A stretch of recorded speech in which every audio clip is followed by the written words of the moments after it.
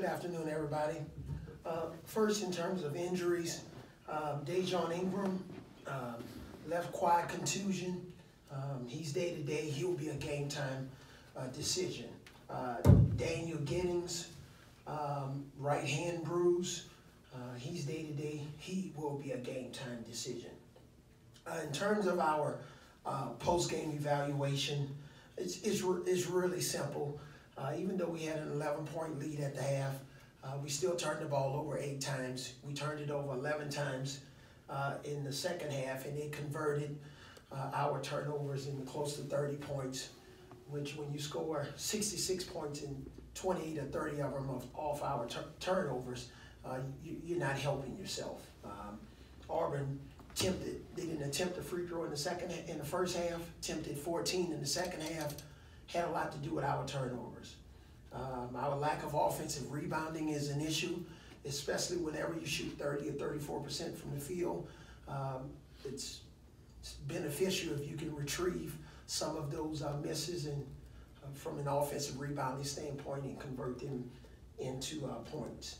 Our lack of discipline and attention to detail is something that we have to improve. That was a big hot topic in our video session on yesterday, and just our execution on both ends of the floor in the last 4 or 5 minutes of the game can definitely significantly improve. Arkansas, best passing team in the league. Mike Anderson he's got his team playing at a high level right now. They're very tough at home, very tough at home. It's always been a hostile environment when we've played at Arkansas. So we're gonna have to play some really good basketball for a 40-minute stretch. They're 3-point shooters. They got several of those guys, Desi Seals, Mason Jones, and Isaiah Joe. Those guys are all prolific from the 3-point line, so we're gonna have to find them and make sure that we keep them under control. Daniel Gafford, our projected top 10 pick in the draft, NBA draft, who returned for his sophomore season. He's a problem in the middle, 6'11", 240 pounds, very athletic. Wish he would have stayed in the draft. I didn't want to get that out the right way.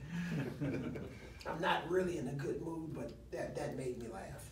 All right, go ahead. All right, ready for questions. We'll start with Alex here on the right. Maybe a couple questions real quick. First one, you mentioned, Dejon, this is 3 straight games. He's kind of been day-to-day with that contusion. You saw in the second half he wasn't able to do a lot. Just what is that root there? Why can't he kind of get through this with the injury? I mean, you keep putting him out there, and is it just a re-injury situation? Yeah, just kind of a re-injury. And, the kid wants to play, and when he tells us he can go, and then when he gets out there and, re-injures the thigh, it's a problem. And when he can't go, that affects our team. So when he's not healthy, obviously he's a guy that you've been counting on, guy that has experience, down the stretch when, we can go a little bit bigger from a defensive standpoint, and he's not available, kind of hurts our defense a little bit. And at least that first half, I noticed quite a bit of crisp passing. It seemed like everybody was kind of working together in one, trying to find the open man as much as possible. And obviously that changed with some of those turnovers in the second half. What were you able to see different from that aspect? Was it just to make quick shots, shot selection, just sloppy play? I guess what can you point to from that angle offensively? All of the above. Sloppy plays, shot selection. And a lot of times when we have poor shot selections, that's like 7 more turnovers. Just not reading defenses. But they're aware of what we have to do offensively to be successful, and just the body's not moving. When we stand and we're a bunch of statues, our offense is not as crisp and efficient. So we got to move bodies, move the ball, catch the ball with 2 hands, pass the ball to teammates that are open and that are looking for the ball. It's not good when you pass the ball to somebody and they're not looking and they're not open. Let's go in the back row here to Reiner. You guys played with your backs against the wall last year, kind of around the same point. I mean, what did you learn from that experience? And is it frustrating from your standpoint to be back in the same situation where you are fighting for your, NCAA tournament, seeding, and then also, and this is a Let me answer that question okay, first. Okay. I think there are a lot of teams that would still love to be in our positions in terms of fighting to have an opportunity to play in the NCAA tournament. There are teams around the country that they have to win their tournament to make it to the NCAA tournament. I just think we gotta win some games, and I don't know, if we have to win the tournament, but we gotta win some games and get back on the winning track.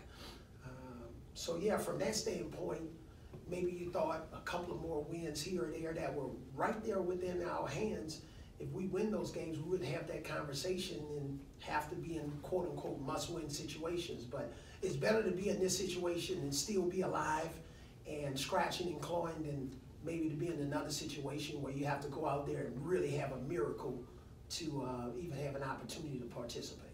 And this is a question from Bob Holt from the Democrat, is that he wanted to know about Gafford and just, how would you assess his season and I guess his performance over the course of the year? Well, we think he's improved in terms of scoring on the box. Running in transition, he and Dante are two of the fastest big guys in the conference. And they have that same type of athleticism. This kid, though, has that third and fourth jump that we haven't seen from many players. I think the key for him is, trying to stay out of foul trouble. I hope he gets in foul trouble, tomorrow. But I just think he's a kid that's refining his game every day. Every game he's just getting better and better, and that's why I don't think Mike's going to have him that much longer. Back left, Cecil. Coach, one positive in the last month or so, you've actually played okay on the road. One at Vanderbilt, one at South Carolina. What sort of enabled your guys to play well in some road settings? Well, I think, Cecil, in both of those games, we had some sort of a lead, even though against Vanderbilt, I think we had maybe a 19-point lead, and then we turned it over, of course, and they cut the lead down. But I thought, we got off to pretty good starts overall. We got a little bit of a cushion there, and then we finished the game strong. If you look at Riley Steele at South Carolina, maybe a couple of three-point shots that went down for us against Vanderbilt. Big three, I think Petty, hit Riley for a big three there late in the game. So our finish was good, and also our defense at the end of those games were extremely well, whereas in our last game at home, it's unbelievable the lack of protection at the basket that we had on a couple of drives there by an experienced point guard. So give them credit. But and I thought, Kyra probably had a little bit more gas in the tank and energy to finish some of those games. So I just think that was kind of the common denominator. Front left, Tony. We were talking about the tournament earlier. Just with Saturday's game being a quadrant one game, do you feel that a win Saturday would pretty much punch your team's ticket to the tournament? That's not my decision. I think we have a resume, and our resume is as competitive with other teams that have lost the same amount of games. I think our strength of schedule is good. We've had our share of quadrant one wins.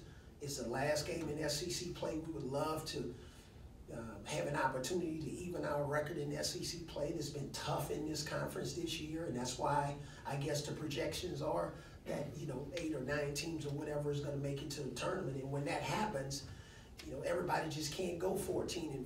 You're going to have some teams that are 9-9, or in our case, like last year, we were 8-10 and won a few games in the conference to help catapult us in the tournament. But we just got to keep scratching and clawing.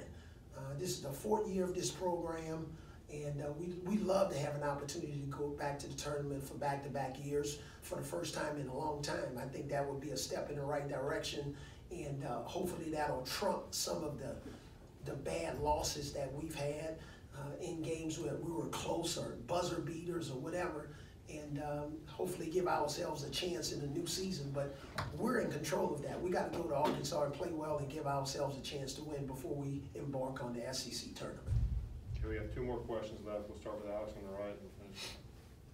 Avery, I mean, you've talked about it once or twice before this season, but, you know, the fact is, even in the Kentucky game, it was really only 30 complete minutes, and there was about 10 where things kind of fell apart.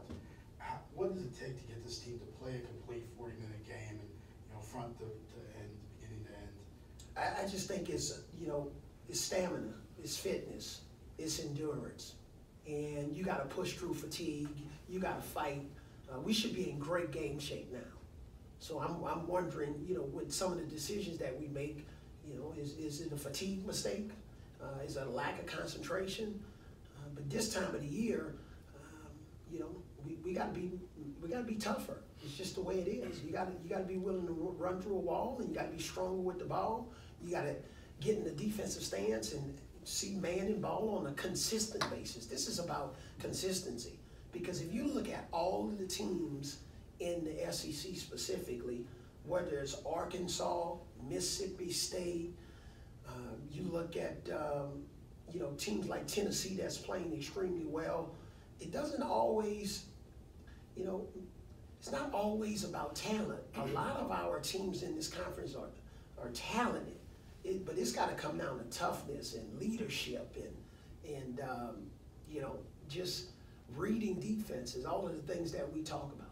Is it frustrating along those lines that hasn't developed, you know, 30 games in kind of thing? Well, you know what, I don't know how many times I've used the word frustrated in these press conferences, before or after games, no matter how I feel. I think it's just all about growing and developing and presenting the evidence to the team of, you know, what works and what doesn't work. That's what we do on a daily basis. We talk to them about what works and what doesn't work, and basically it's a choice. You have to choose to do what's right on the court, because if you don't, the other team will. And we think the choice is ours. I think we still have some good basketball left in us this season. And lastly, I appreciate it. What is this kind of the point where you almost tell the players that, you know, this is a postseason game? You know, we separated up. You talk about when you break up your seasons and stuff like that. Is this kind of at this point an early postseason game for this team? Well, I shared with them yesterday. I'll tell you 5 things I shared with them yesterday, and hopefully this will answer your question, but it's not necessarily specific to your question. I told them, trust in the bigger plan. We've been talking about trust. Number 1 thing, trust. All right, trust in the bigger plan. We have a big plan for this year. Number 2, find strength in adversity. Okay, find strength in adversity. I've been through a lot in my life. I've shared that with them all the time. I've gotten cut on Christmas Eve as a player. You know, my dad died a month before my first child was born. I got fired on my wife's birthday. All right, so but I found strength in that adversity. You've got a lot of people right now that are struggling out in Lee County. That's some serious adversity. Failure. Number 3, failure today can lead to success tomorrow. So we failed in a lot of ways in some games, but it can also lead to success tomorrow. Whether that's at Arkansas, SEC tournament, I don't know. The worst event in life today can often be a catalyst for the best tomorrow. And then positive or negative, last one, the choice is yours. So my point is, that's how I talk to our team. So if that answers your question, hopefully it does. All right, anything else? Let's do one last question right here with Jelly. Coach, you talked a lot lately about low energy, and especially over the past month. What kind of, if you guys were to win Saturday over Arkansas, what kind of shot in the arm or confidence boost would that give you guys going into the SEC tournament? Anytime you can win a game in the SEC is a shot in the arm.